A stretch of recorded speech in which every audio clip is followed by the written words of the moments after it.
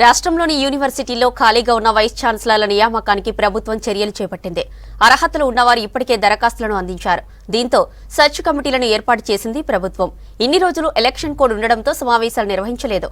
విద్యాశాఖ లేఖ రాయడంతో వీసీల నియామకానికి అనుమతిచ్చింది ఎలక్షన్ కమిషన్. మరోవైపు ఆశావాహులు పైరవీలు చేస్తుండటంతో అన్ని అర్హతలున్న వారిని నియమించాలని ఆదేశించింది రాష్ట్ర ప్రభుత్వం.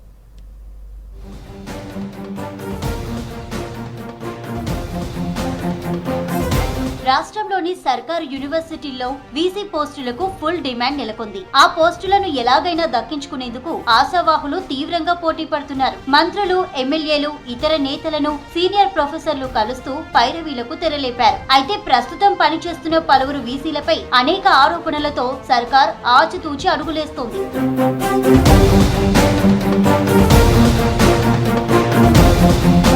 తెలంగాణలో ఖాళీగా ఉన్న 10 వర్సిటీల్లోని వీసీ పోస్టుల భర్తీకి ప్రభుత్వం చర్యలు చేపట్టింది. ఇప్పటికే దరఖాస్తుల ప్రక్రియ పూర్తి కాగా సెర్చ్ కమిటీలను ఏర్పాటు చేసింది సర్కార్. కాకతీయ వర్సిటీ మినహా మిగిలిన Osmania, Potti Sriramulu Telugu varsity, Jawahar Lal Nehru technological university, Mahatma Gandhi, Satavahana, Telangana, Palamuru, Jawahar Lal Nehru architecture and fine arts వర్సిటీలకు సెర్చ్ కమిటీలను ఏర్పాటు చేసింది. 1-2 రోజుల్లో కాకతీయ వర్సిటీ సెర్చ్ కమిటీ ఏర్పాటు చేయనున్నారు.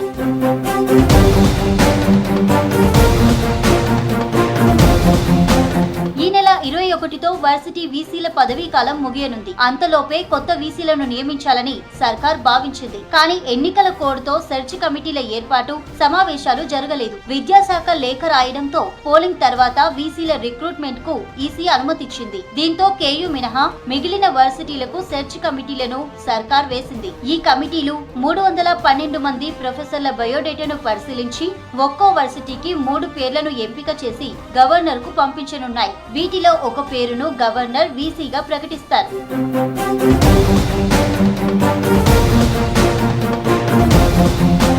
గతంలో బీఆర్ఎస్ సర్కారు వీసీలను నియమించకుండా 2 ఏళ్ల పాటు ఐఏఎస్లను ఇన్ఛార్జీలుగా నియమించి వర్సిటీలను ఆగం చేసింది. కాంగ్రెస్ ప్రభుత్వం మాత్రం దానికి భిన్నంగా వీసీ పోస్టులు ఖాళీ అయిన వెంటనే వాటిని భర్తీ చేసేందుకు చర్యలు చేపట్టింది.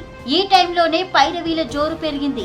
జేఎన్టీయూ, ఓయూ, కాకతీయ వర్సిటీలకు ఫుల్ డిమాండ్ నెలకొంది.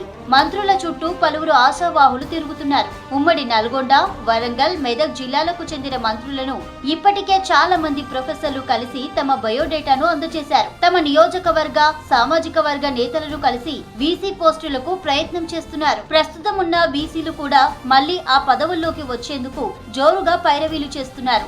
రెడ్డి సామాజిక వర్గానికి చెందిన ఓ సీనియర్ ప్రొఫెసర్ నల్గొండలోని కీలక నేతలతో పాటు మెదక్లోని కీలక నేతను కలిసి వీసీ పోస్టు కావాలని అడిగినట్టు తెలుస్తోంది.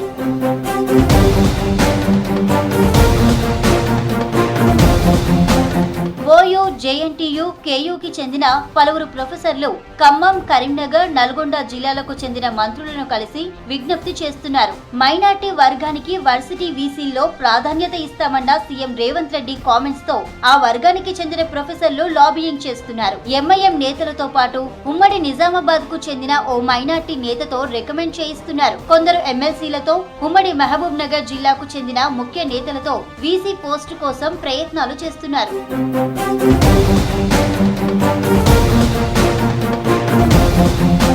గత సర్కార్ నియమించిన వీసీలపై అనేక ఆరోపణలున్నాయి. తెలంగాణ వర్సిటీ వీసీ లంచం తీసుకుంటూ పట్టుబడి సస్పెన్షన్ లో ఉన్నారు. ఆయన ఏకంగా డబ్బులిచ్చి వీసీ పోస్టు తెచ్చుకున్నానని బహిరంగంగానే తన స్నేహితులతో అన్నట్టు వార్తలొచ్చాయి. కేయూ, జేఎన్టీయూ, ఓయూ, శాతవాహన వర్సిటీల వీసీలపైన ఆరోపణలున్నాయి. దీంతో కాంగ్రెస్ ప్రభుత్వం వీసీల నియామకం విషయంలో ఆచితూచి వ్యవహరిస్తోంది. పైరవీలకు దూరంగానే ఉండాలని భావిస్తున్నట్టు సమాచారం. ఇప్పటికే వీసీ అభ్యర్థుల వివరాలను ఇంటెలిజెన్స్ తో సేకరించినట్టు తెలిసింది. ఎట్టి పరిస్థితుల్లో ఈ నెలాఖరులోపే వీసీల రిక్రూట్మెంట్ ప్రక్రియ పూర్తి చేయాలనే యోచనలో ఉంది ప్రభుత్వం. అయితే కొత్త వీసీల అపాయింట్మెంట్ జరిగే వరకు ఏం చేయాలనే దానిపై ప్రభుత్వం ఇవాళ రేపో నిర్ణయం తీసుకోనుంది.